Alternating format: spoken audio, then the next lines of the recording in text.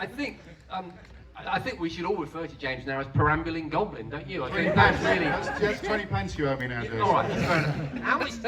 so, genuine question, we'll start. But why don't we start with you, James? Did you make real money out of that, or was it just a little bit of fun? I think I made about £3.60. One kid, I remember getting a letter from South Africa, which must have cost pounds to send, and he said, I enclosed 20 pence from my coin collection.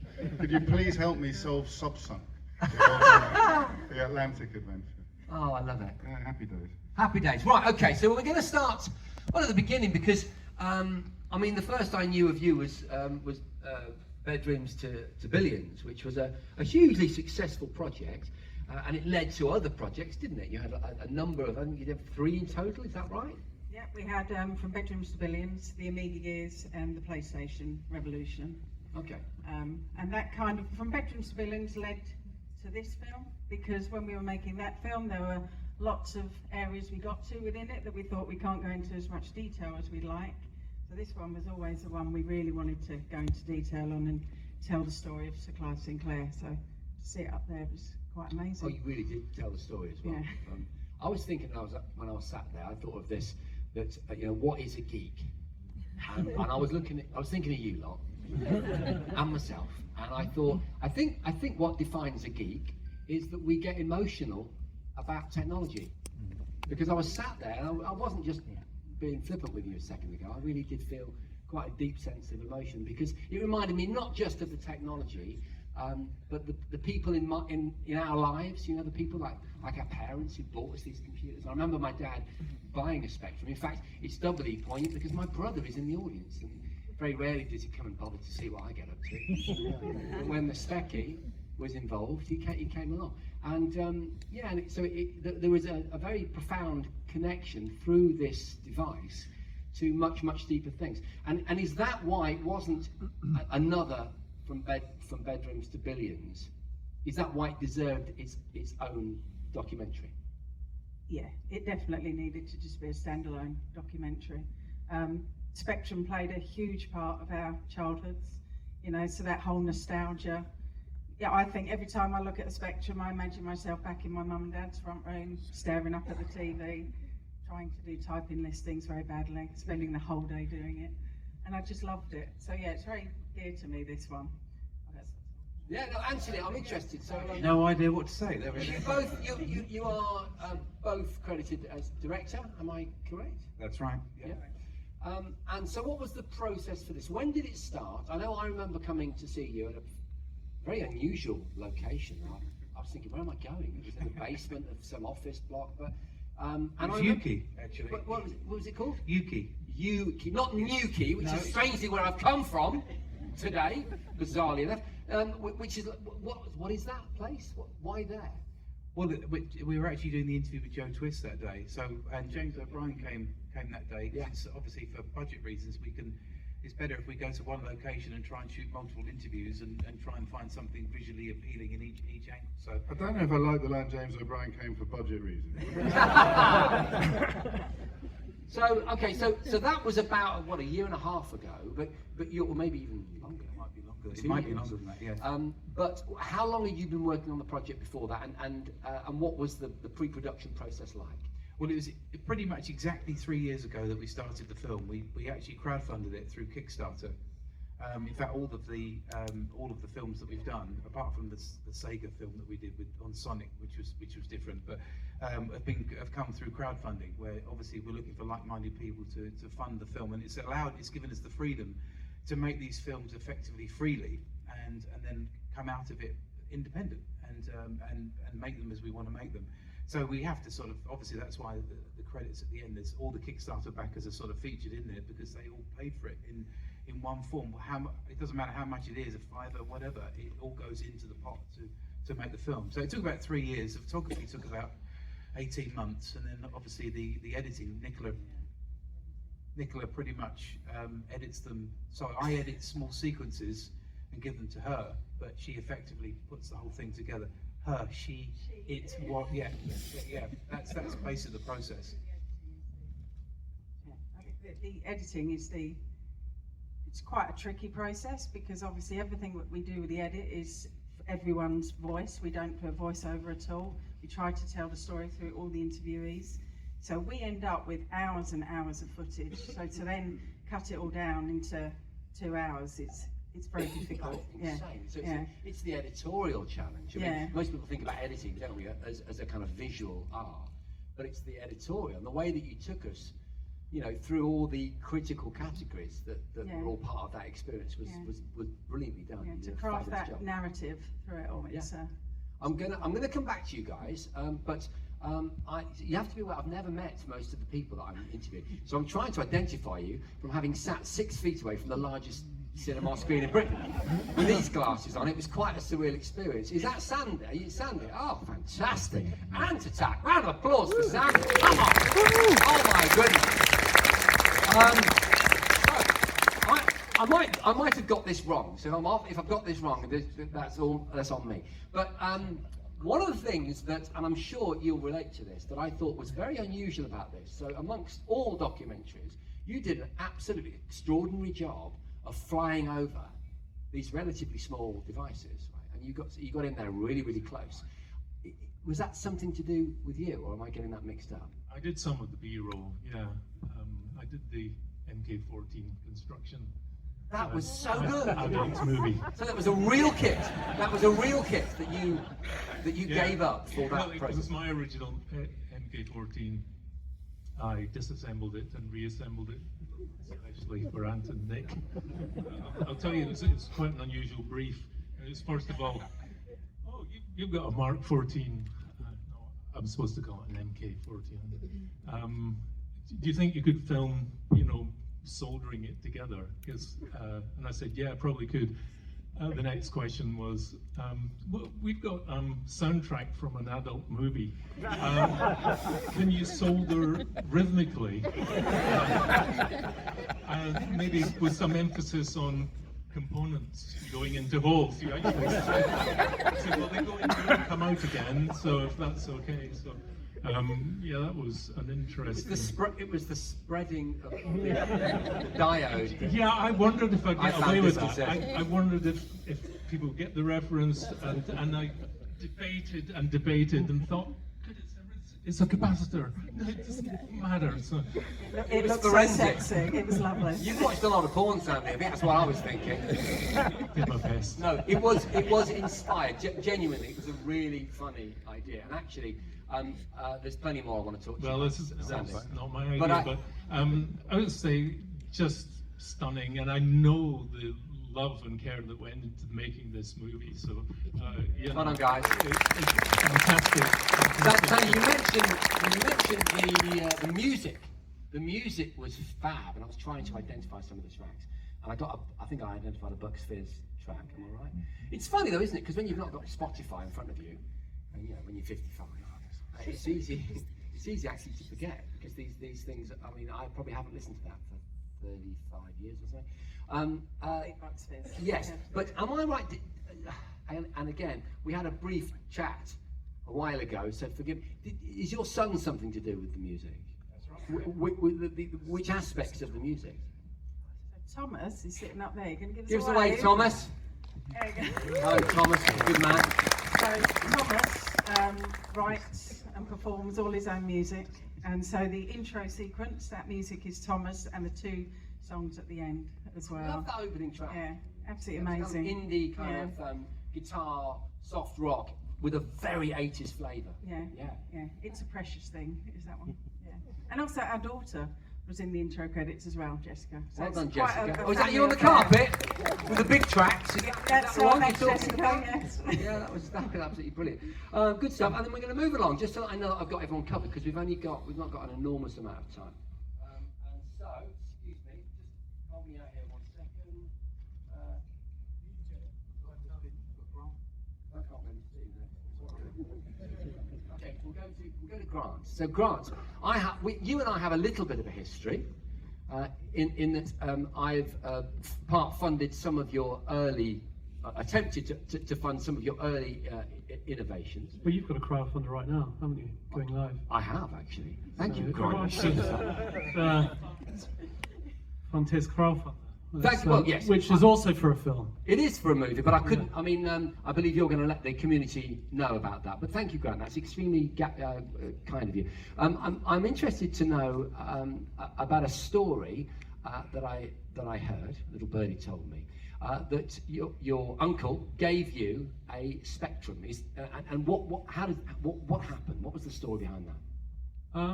Well, I had a ZX80 first, and I wasn't quite sure what to do with it, so I took it round to Stephen Hawking's house, and he... Oh, just like you do. his son wrote a really cool program on it literally in about half an hour when everyone else went out for a walk. And that was the first time I ever saw animation on a computer. And from then, I asked Clive, I knew Spectrum was coming out, and I sort of wrote a letter, sort of, dear Uncle Clive, can I get the Spectrum? And I got a really early one. It didn't even have the Horizon tape with it. It had grey keys, and it was an issue 1 Spectrum. And because there was no software, I showed it at a school fete, and there's no software around at the time.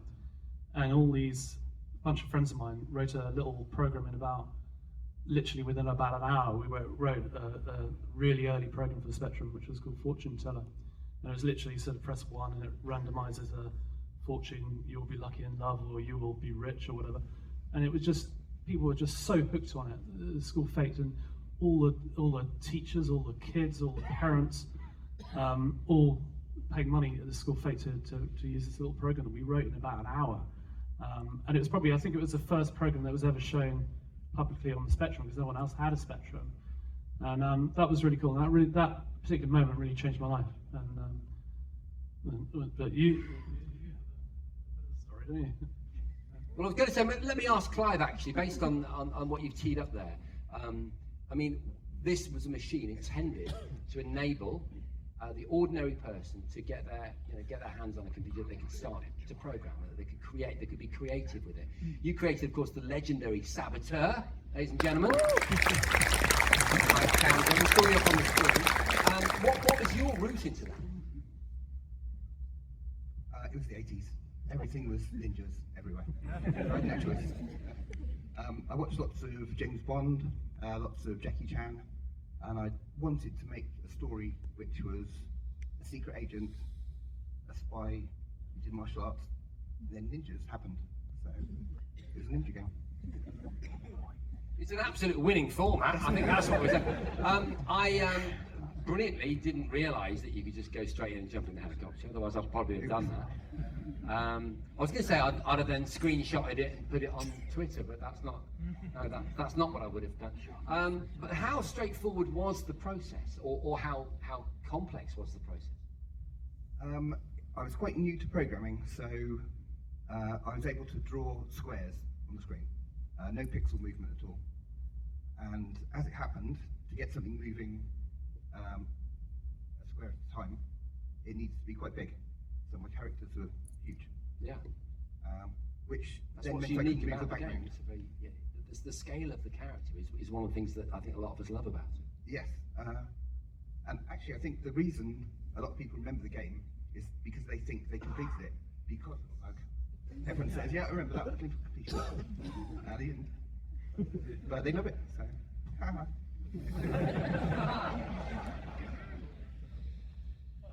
Crispin, can we hand the mic over to Crispin? So obviously this is interesting for me because I feel really close to your dad, which has got to feel. Do you know what I mean by that? I think he was an extraordinary man. In fact, I'll tell you a story. I used to do a show called the Gadget Show, and I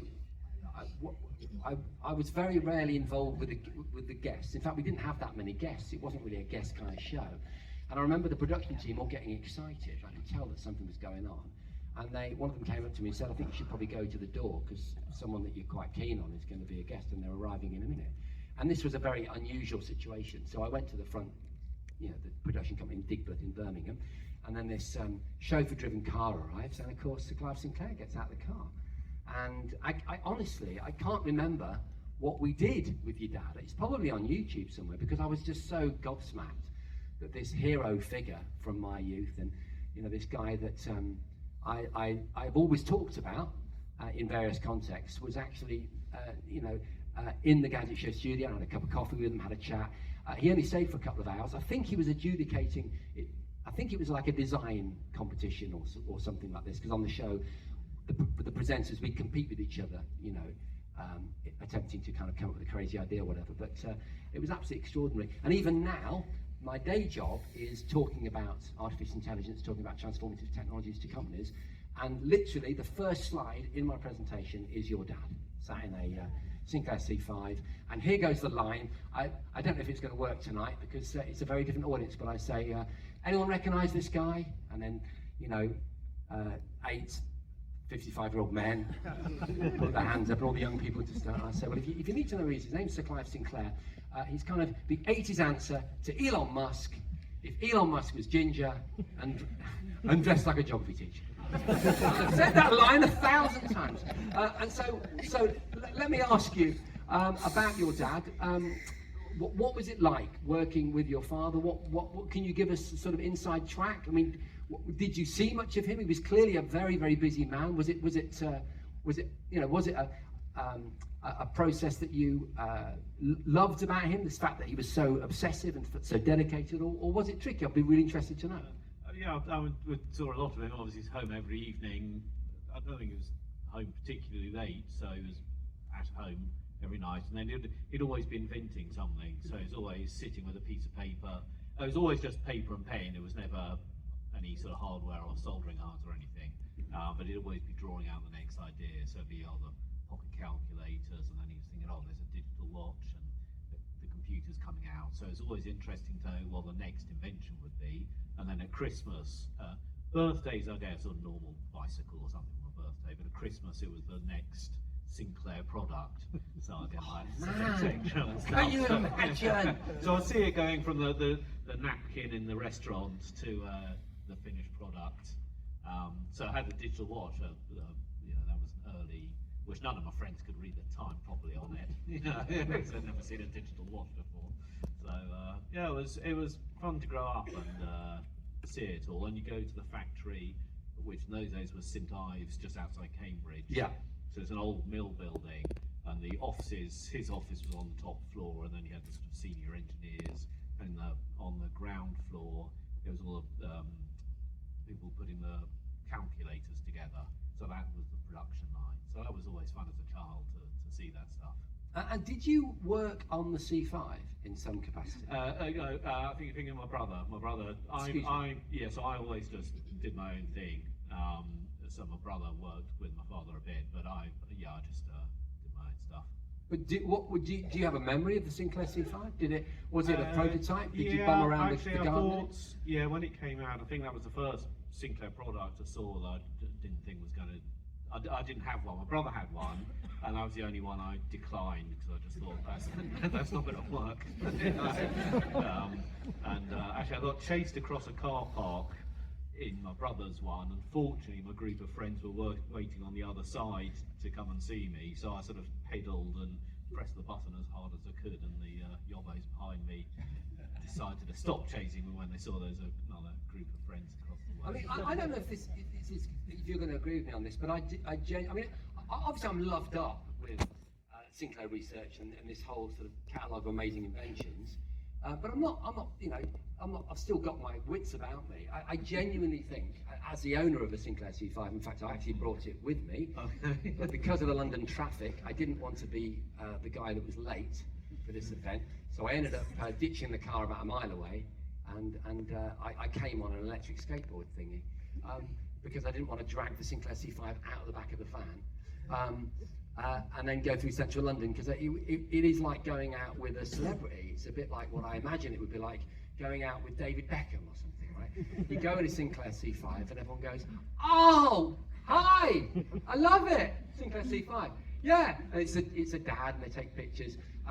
So, and I think, and maybe the chap next to you is the one to answer this, because you've made a very similar modern interpretation, Grant, of the Sinclair C5. But I was going to say that if you were going to Kickstarter it now, a tricycle with an electric engine, with a boot, with the way that the sort of civic infrastructure has gone in cities like London and Manchester and Birmingham, I think it could win. I think you could do it. I mean, people say that, but I think that it sort of fell between two stools. It wasn't a car, but it wasn't a bicycle. So I think the idea of having a new electric vehicle was good, but you could do an electric bicycle, and those have done phenomenally well, and there's millions of those, or you can do an electric car, and those have been phenomenally successful. It was that halfway house where you couldn't put it in the hallway like you could a bicycle, but when it rains, you get wet. Oh yeah, there was that cagoule thing. It just wasn't, yeah, so it wasn't, the idea of a small electric vehicle was good, but you've got to get it right, and it wasn't quite right. You know, there was a fault there. Yeah, no, amazing. Absolutely extraordinary stuff. James, okay, so I think you and I on the documentary, we kind of came into the same space at one point, and we were talking about the product design and about how extraordinary the Spectrum in particular, a lot of the Sinclair Research products, but in particular, the look and the feel of that thing is something quite unusual. I wouldn't even have known that product design was a thing at that age. I knew it was cooler than my mate's Commodore 64, and it wasn't clunky like the BBC Micro or the VIC-20 that people have, but the way everything slotted together. So the way I got it was by persuading my dad that it would be really good to play chess on. And that involved buying the interface that stuck into the back so you could play the early cartridges. And he played a game of chess on it, and he loved it. But that was space age, the way everything slotted together. So that was the weirdest thing, is that I hadn't really clocked before the bit about not needing anything else. I know you didn't need a telly, but the tape recorder, you could, looking back, think that was a mistake, but it was a stroke of bloody genius, wasn't it? To think you can. So I remember, briefly, one Christmas, I thought I was going to get one. I've got two things on my Christmas list. One was the Spectrum, and one was a decent ghetto blaster, which in my parents' language would just have been a tape recorder. And I found where the presents were hidden, and I peeled back the paper on the biggest box, and it was the kind of tape recorder that would come with a Spectrum. It wasn't a ghetto blaster. So I had this terrible conundrum where I'm thinking, I've got to somehow communicate to my mum that if they've only got me a tape recorder, that's not what I want. I want a ghetto blaster so I can sort of get down to breakdance to Electric Boogaloo. Yeah. But if you've got me a Spectrum, then it would be absolute. And then we're all good. I didn't get the Spectrum. But I did get a decent tape recorder. I only got the Spectrum when I persuaded Dad that he'd be able to play chess on it, which, to be fair, he did twice. I think we all did that. We all went down. I need to learn computer programming, Mum and Dad. One other thing you said about the personal relationship that people felt they had with your dad, I hadn't really clocked it at the time. There are two things that occurred to me. He wasn't just Elon Musk, an embryonic Elon Musk. He was Dyson before Dyson, because Dyson's success is based entirely on associating his personality and his character with his product. I know the people that helped move from trying to sell the products to trying to sell the man. And he was an early pioneer of that. He was way ahead of his time in that way. And to knit together the last two themes of conversation, I never got near a Sinclair C5, but I felt so protective of your father that when I was 14, I remember a kid at school was taking the piss out of the Sinclair C5, so I hit him. That's great. I think he's here somewhere, isn't he? So we're kind of there, aren't we? A couple of minutes. So I wanted to throw some questions out to the floor, because if you're anything like us, I'm sure you got lots of questions. But I'm thinking probably the best thing to do, just given that there's no one important coming in. What's his name again? Francis Ford Coppola. Yeah. No, really, that's actually happening. And so we've been instructed by the absolutely amazing team here that we do need to pull things together. But the good news is that the Specky party, all right, I don't mean hanging out with me, I mean the ZX Spectrum games area is going to be live until 10 p.m. and there is a bar and there are drinks, and all of these amazing people, including, importantly, the two people that we should we should end this evening applauding, are going to be there. And so I reckon we should all move off downstairs. What do you think? Does that sound like a plan? Yeah. One more time, round of applause. And to the Kickstarters that made it all happen. Thank you very much. Can you do a very, very quick selfie? We've been told it's probably We're not very good at them. You'll obviously be mid-50s, you're not very good at selfies, are you? This could take a while.